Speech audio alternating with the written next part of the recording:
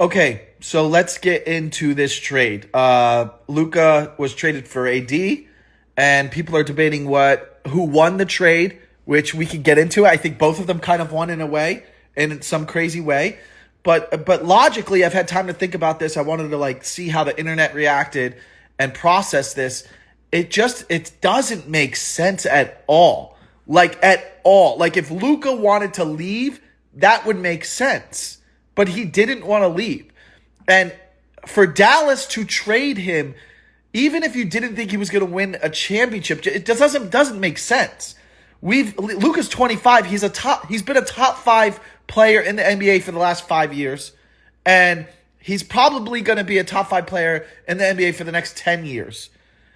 He took you to a finals last year. You saw his greatness and competitive greatness in the playoffs the last 3 to 4 years. So you know he could get you deep in the playoffs where maybe you could build around him at the very least. That's why it doesn't make sense that Dallas would trade him. And it's gonna be one of the craziest trades in NBA history. It is the craziest one. It's not even debatable.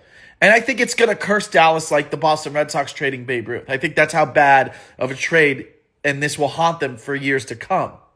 That being said, I think that Dallas Mavericks is a better team right now for competing against other teams in the championship just this season. The way they're built, they match up better against people like Denver and Boston if they got to the finals again.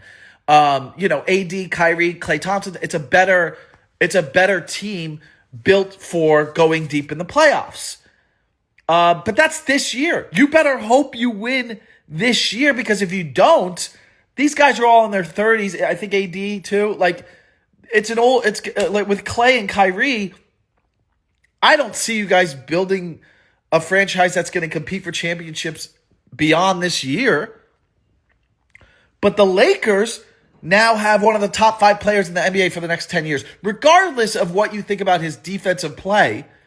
And he's one of the biggest superstars in all of NBA, which is more of a reason why it doesn't make sense for Dallas to do this.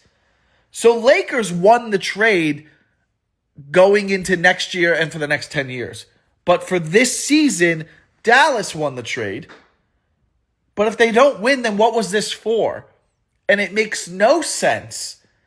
And it's not logical. There's no logic behind even trading Luka.